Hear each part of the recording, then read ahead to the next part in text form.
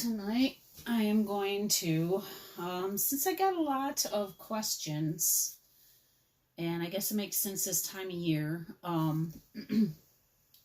about ridding yourself of one's influence or getting rid of someone who just won't go away.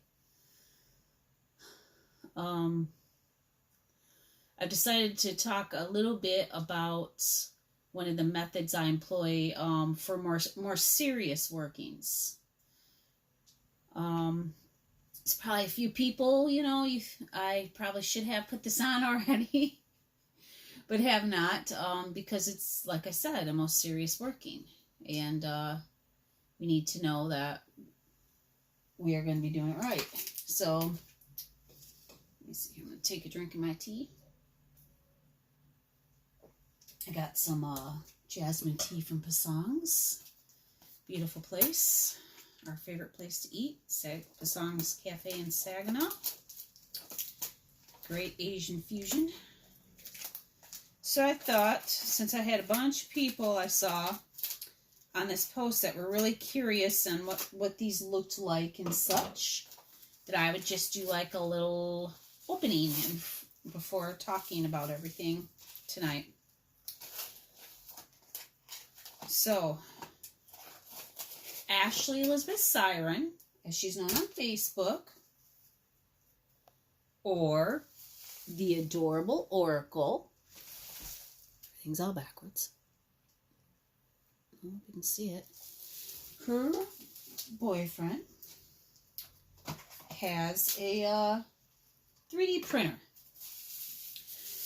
Bill and I were thinking about getting one, and we never did.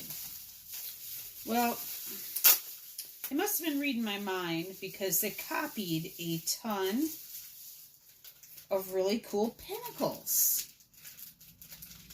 And I was going to actually look for someone who would either do that for me or buy some. Why not pay? Oh my gosh, you should see all the cool stuff he does. Why not pay someone who does this thing rather than go to Wish and pay some nameless person, right? Wow, this is a mess. I haven't worked up here in a while. Okay. So I got a few sizes here. Some of them are candle charms or come with the box spells or whatever that people are, oh gosh, request of me. So they're really nice. Really good detail. Here's the teeny tiny black one. Got a silver one too. Look at this. I'm holding it with my finger and you can't see it. Hardly see it. And see the detail? See how they're raised up? Instead of just flat, right? So I got these. A whole big bunch of them. For like 15 bucks. Just so you know. And if you're interested, scope her out. I'll see if I can remember to put, I apologize, I forgot the name of the page. See if I can remember to put the name of his page at the bottom of the comments or whatever too, so you guys can know. He makes some really cool stuff. So happy too. I got my smartphone tripod. A lot of people are like, but no, really, I have not. It's the little things in life that make you happy, right? And we were doing this promotional thing at work for customer service all week. And they gave us these fake little dollars to spend. And it's one of the things I got for myself. It'll help me. Help my videos and stuff be a little less awkward in some spots when I'm just walking around and randomly decide to start posting. You can stick it on a tripod. I can't see who's on here. I don't know why. But hello, and thank you for the little hearts and such. I don't know why it won't let me see. I don't know if it's because my screen's so big on Facebook or what. So, let's see. Let me make a couple announcements. I know I've talked a little bit. This is our month of shadow here in Witches Tea Saginaw. We've already started.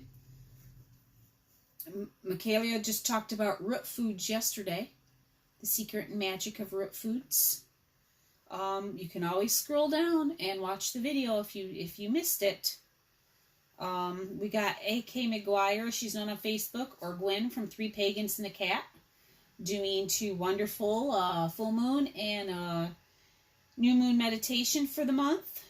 Maria is going to talk about Santa Muerte. And this month, David Norris, or Wayland Raven, of the Raven Mist Tradition. He is going to be at the Red Eye Coffee House in Saginaw with us, talking about a couple of decades of neo-paganism movement and why history is so important to us. We're very honored and excited to have him with us. When an elder speaks, we listen, right? All right. And then in November, what I've got so far here, not December, not yet. We have A.K. or Gwen and Ode of Three Pagans and a Cat. They're talking about shadow work. Ode will be talking a little bit about hell, the goddess Hel, and shadow work. And Gwen will be talking a bit about Hecate. That's Thursday the 7th on Deity Night. So look for some of that stuff. I'll repeat it at the end there.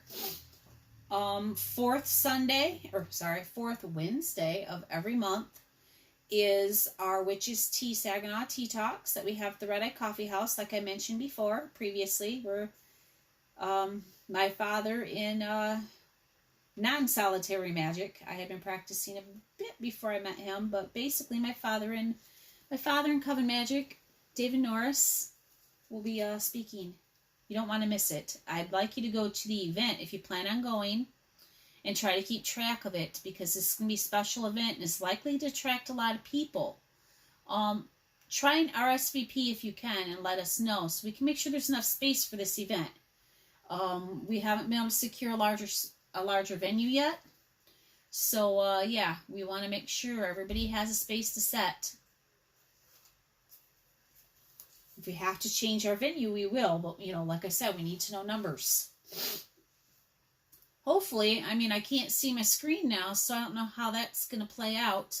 Krista was going to get on after I tell you about our walnut bath. That's the method that you employ for ridding yourself of undesirables.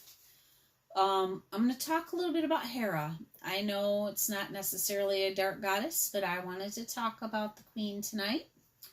And she has a Hera story to add to that and was going to pop on with us.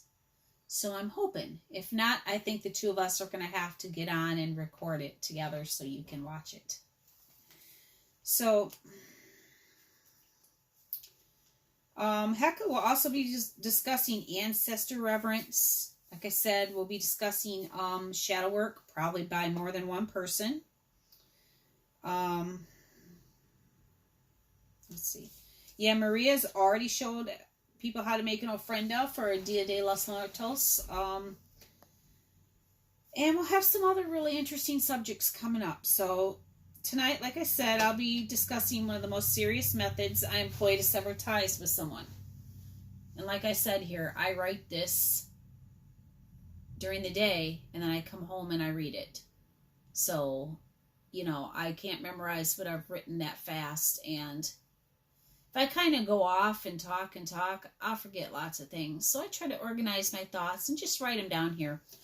Also, especially when I'm talking about deities such as Hecate or Dionysus and such, it's good to have something solid to remind myself that I'm solid and here in myself. Otherwise, I just get taken away by a deity, and we can't really have that on a YouTube or Facebook video, huh?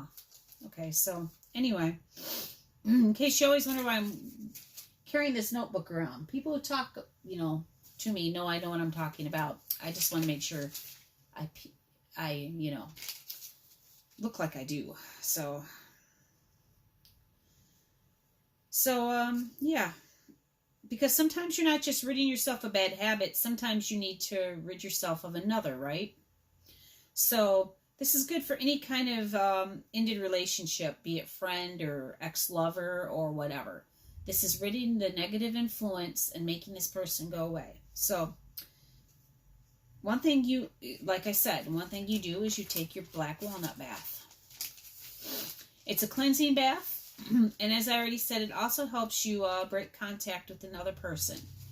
Heard about these when I was little. And I find that if you're most serious enough to do so, they work.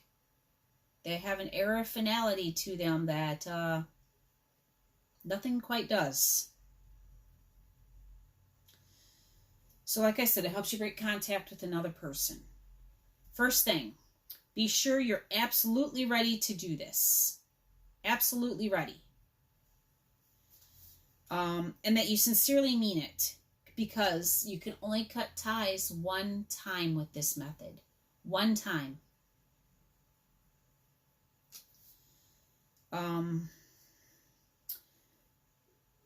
And if you're going through the trouble of doing this, you want to make sure you have all ties cut with this person. That includes social media.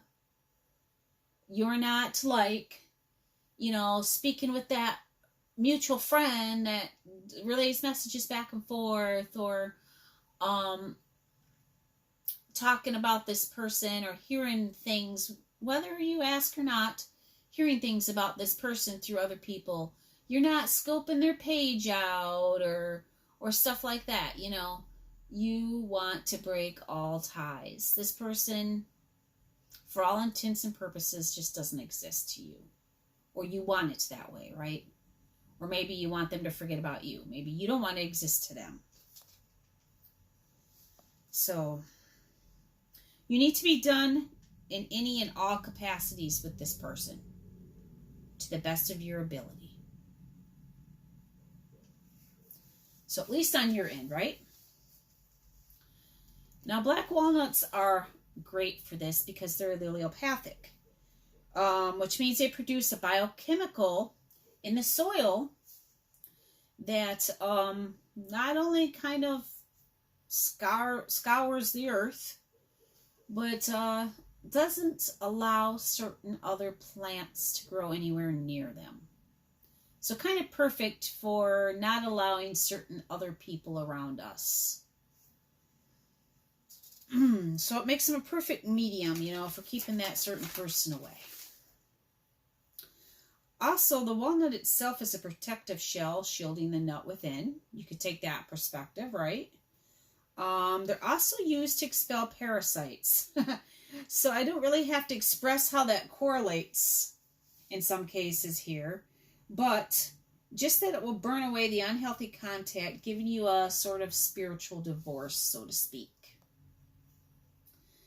And speaking of spiritual divorce, and this is so serious, this is not to be taken lightly, but I find it a great second or last step after removing someone in your next life and evermore. You know, banishing all karmic ties to this person. That's a very serious venture that I am not even going to talk about or get into tonight, and have only really spoke about such things with very advanced students after years. So I'm just saying, if I've been getting a lot of this, if people are thinking about this or whatever, it's a nice way just to rinse it all away after you do so. So, how do we do it? Well, you want to take 6 or 9, depending on who you speak to, I found. And kind of sort of what part of the country they're in, too. That's just kind of weird to me. 6 or 9 black walnuts, complete in their shell. You take them, and hopefully an iron pot. And you start with a quart of water, and you add water as you need it. Now, this could take a few hours to get the nice, thick, colored, black, beautiful dye. But yeah, you would add this to half a tub of water. That's one way to do it. I'll briefly mention the other way next because people act like I'm crazy when I mention it. And that's my preferred method, is the other method. But let's do the more civilized method. You'd add it to half a tub of water. Now, make sure you're mentally prepared before adding the walnut water. Put your intention into it, of course. Pray, chant, do what you do, right? Do what you need to do with it before adding it in the water.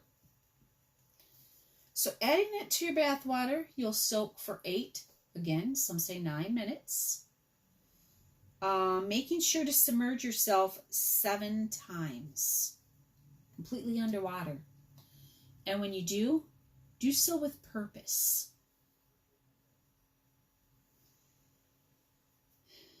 Each submersion is oxidizing or cutting this tie, rinsing it away from your outer body, your inner body, your soul, taking off all residue. So, again, while in the water, you do what you do, right? Call the deity to remove this person forever. Have them forget about you. Which, of course, can be accompanied with the forgetful spell, too. But, then after that, before you get out, you're going to pour the water over your head, your limbs, your front and back. Also, do this with purpose. The residue just slides off of you into the water. They are no longer present on any part of your person. So this will break the power of the past. And if you allow it, it'll keep it that way. So you'll then take the water and dispose of it at the nearest crossroads. Or, my method, just make more of the water and dump it over yourself at the crossroads 7 times. I don't have to mention anyone who's heard me talk or talk to me. Crossroads are a very transformative, magical area. This is why we do it there. If you decided, just because it's been mentioned to me, if you've decided to use a figure candle in conjunction to this bath, submerge it in the water afterwards too. All 7 times. It can be in the tub, it can be in the bucket, whatever. All 7 times it needs to be submerged. Does it matter if it's the figure representing them, forgetting about you, leaving you behind, or the figure representing you, burning away that person again? Even if it's just down to a little nub, you want to do that. So if you use natural edible soy or vegetable wax like I do, it's argued you can dump it at the crossroads with your water. I myself still don't like to do that. I don't know if I quite see it as littering, but it is junk out there. Also, why do you want to have like your spell components out there for everybody to see? So you can bury it at the crossroads, removing the wick first, of course, and throwing it away off your property. Just like you're ridding yourself of the person, you're ridding of all of your spell components. You want them all away from you. Most people place their candle nubs in a paper bag and throw them away elsewhere. Again, it's argued when you use biodegradable natural wax, you can throw it in the water. Don't like to do it. Maybe it's just me. A lot of Michigan waterways treated like trash. I don't like to do it.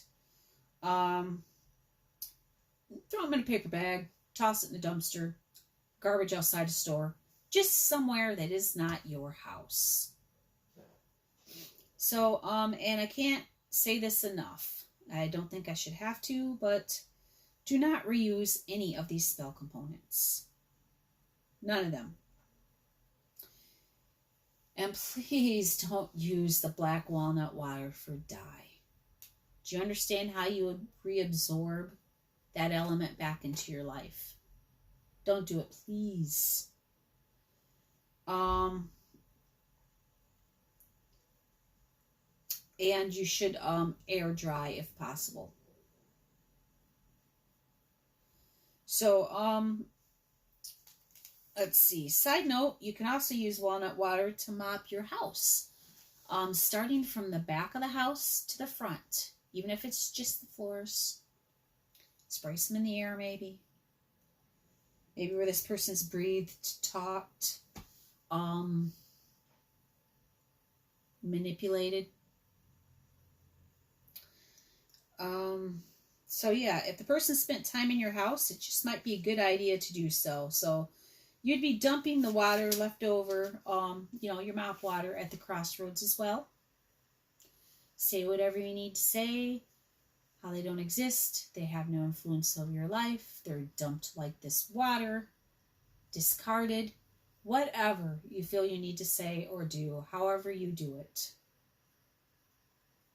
This is a big deal and you need to treat it as such. Also, your floors need to air dry as well. Okay?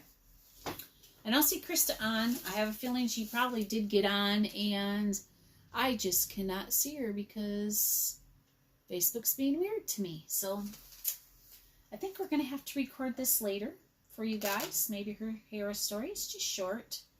I would like to go more in depth with her anyhow. A lot of the times when I first talk about deity, I go into historical and archaeological aspects because that is just as important as the spiritual aspects. A person's religious mythology says a lot about the person, the city at the time, the ruling class, and its people who, in turn, are connected to that deity. So it's very important to me. So I always start with some scholarly stuff and then go into the more personal or touching type of religious or spiritual elements.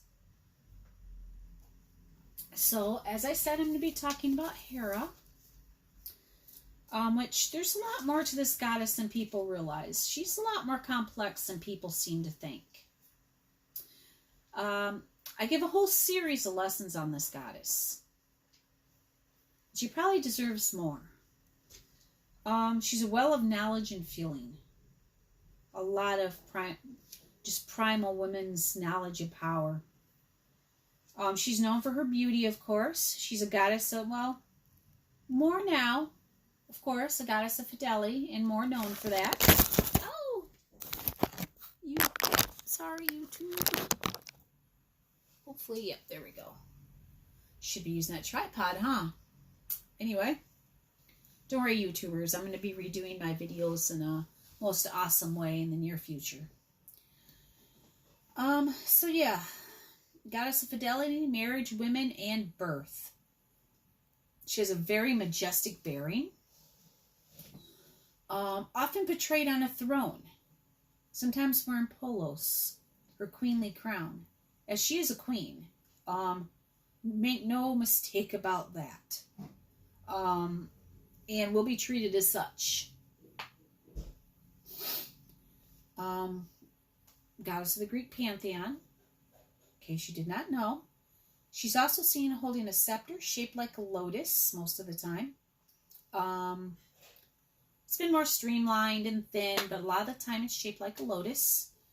She's also seen holding a pomegranate and could be accompanied by a cuckoo or a peacock. In Hellenistic imagery, her chariot was pulled by peacocks. That's why I say Hellenistic, because, oh geez, I should close the pocket door. Bill's crashing the dishes. These birds weren't known to the Greeks until Alexander kind of set his sight upon the world, Alexander the Great.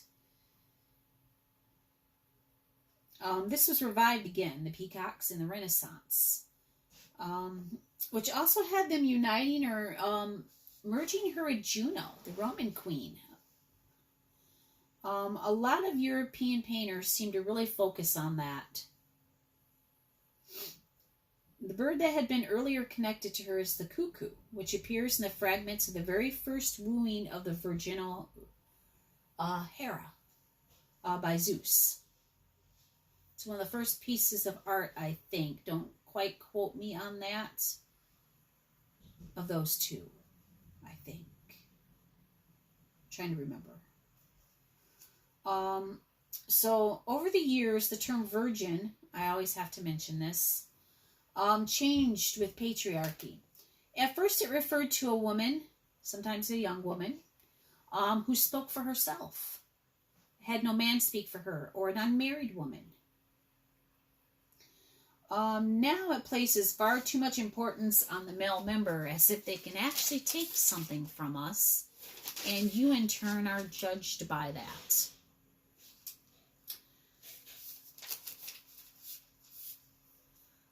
She's associated with cattle on Cyprus. Very early archaeological sites might have modified bull skulls for use as masks. Some of her titles include She of Argos. And I'll talk more about her temples and stuff later, at another time. I think I'll do that. Then we'll merge into some more spiritual talk. If you want to hear about her again, just let me know. Message me at, Saginaw or my page, or mention below that you would like to hear more about her. She of the Heights. Queen, because like I said, again, make no mistake, she is a queen. She's the goddess of marriage. One of her archetypes is union in the marriage bed and focus on fidelity. She was notable as one of the only deities who remained faithful to her philandering husband Zeus, earning her that recognition, which is said to have been regularly enforced. And certainly from these increasingly patriarchal stories, we see that as true. So, I know that Hera has blessed my relationship with Bill, and every now and then I cleanse our bedroom and I ask her to re-bestow her blessings, to continue to do so. I take my incense, I cleanse the room, I beseech her, I speak to her, I go over areas of our bedroom. She gets to share space in there with us on her altar. She's a very important goddess to me. I know I'm all Hecate, Hecate, Hecate, but Hera is very, very important to me as well. Just for different reasons that I don't talk about it a lot, so you rarely hear me speak about her. But I've done a lot of work with this goddess, and she's very important to me. So, like I just said, she's the main deity involved in my relationship work with him, Bill. A lot of couples still ask for her blessing in their marriage ceremonies. And a lot of the ones that I officiate, I ask for her blessing for the couple as well. Like I said, some of the later patriarchal stories have her more as like a shrill shrew, like just lashing out at everyone's Zeus beds with very little focus on her husband's fault, punishing the women. So the hate and blame, it always seems in some of these stories to just be focused on the women rather than saying, hey, he's running around banging all these chicks, right? It's a pretty epidemic of society today still, though. I think you got to get that training in, right? Can't have people united together, because then we might not be able to rule things. So she's kind of, and it just irritates me. Sometimes I roll my eyes. Sometimes I generally get mad for her. Portraying her as a villainous adversary who, just as often as she succeeds in punishing the women, doesn't often succeed in killing or punishing the men, like Heracles. Or, I like Apollo, don't get me wrong, but Apollo gets away after his birth. Different things like that. So, That's another telling element in patriarchal storytelling, their agenda, is what I was trying to infer to begin with, right? So before all of that, she was undiminished as the queen of her pantheon and very respected. I really wish I could remember the name of this little village. There's an unnamed statue that, by all accounts, everyone believes is Hera, sitting outside the statue on her throne. Outside the village, sorry, on her throne. Very sacred, revered goddess. She has older leanings too, not just the childbirth and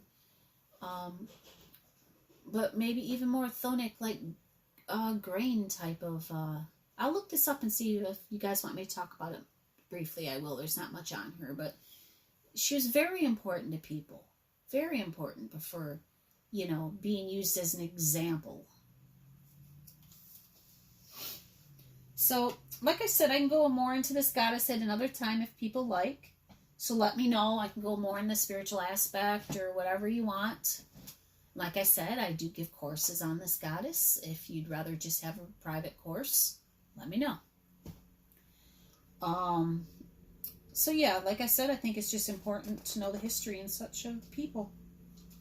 This says a lot about the people in the ruling class and who is ruling. So again, let me repeat here what we got going on.